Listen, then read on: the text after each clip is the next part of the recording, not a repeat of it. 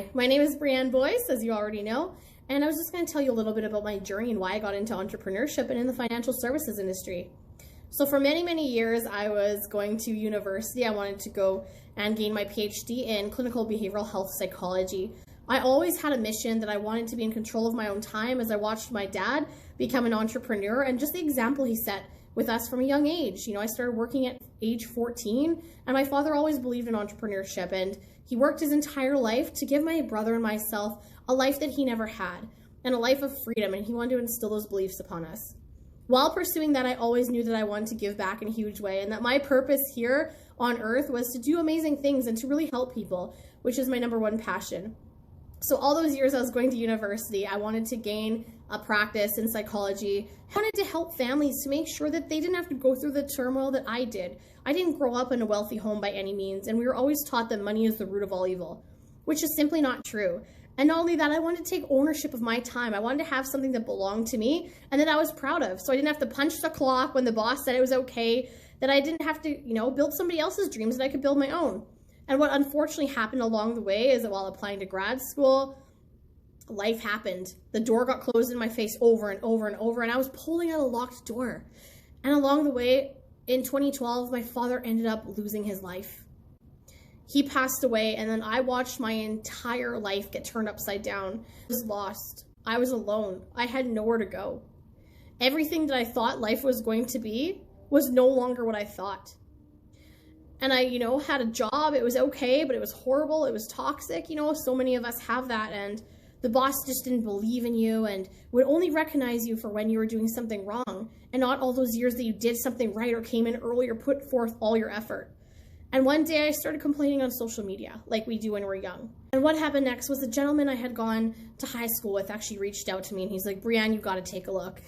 And like so many people, I was negative, I was skeptical, I wasn't in the right frame of mind. And I blew him off. I blocked him for about a year and I shut him down. And then one day, I was back on complaining about where I was at, new job, same problem, definition of insanity, right? He reached out to me again. And this time I listened with open ears. And I went out and I took a look at the webinar and I sat in the back row, right in the middle, next to a gentleman, and I was bawling my face off. I'm talking ugly girl crying, okay? Like white girl wasted crying, if we could still say that. And I was in tears because of the story that the gentleman shared. And that story was his boss actually came down on him. His best friend had passed away and he left to go to a funeral, which his boss knew about. And instead of being receptive and supportive, his boss actually said to him, "I don't care if your mom dies. If I don't give you permission to leave, you don't leave." And that hit home with me. My old management used to tell me that I was lying about my health condition and that I was lying about my vision issues. And you know what? Now I'm sitting here talking to you guys, hoping that I get vision back in my right eye because I don't have any right now. And hoping that my left eye follows suit because I almost can't see it on that one right now either.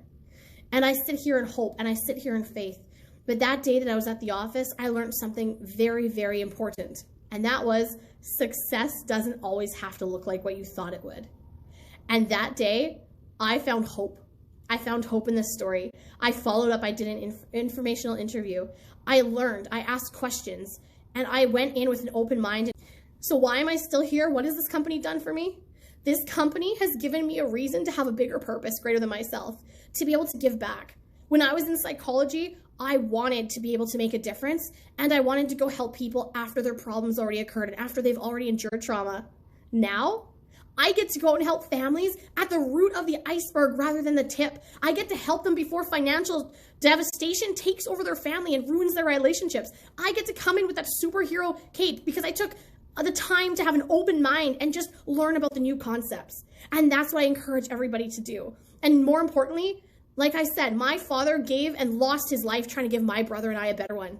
Now I get to go out and live his legacy. Now I get to go continue on the path that he taught me, and I get to go out there and make a difference for people with all the values and all the wisdom that he instilled upon me. Now any business I close, I get to take a portion of that business and donate it to causes greater than myself, like fighting cancer, fighting diabetes, and just putting an end to illness around the world, feeding families and going on mission trips through the Lord.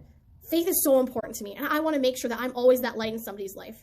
I will always be here to be that street light during the darkest night of somebody's life. That's what this company has done for me. That is the impact it's made in my life, and that's why I'm so passionate about what I do. I can't wait to connect with you and share with you everything that I had the opportunity to learn. It's going to be wonderful. I can't wait to have a conversation, and I can't wait to meet you. Until then, have a beautiful day, and make sure you check out the rest of my page and take a look at how to contact me. Text or email or phone call. I'm an open ear.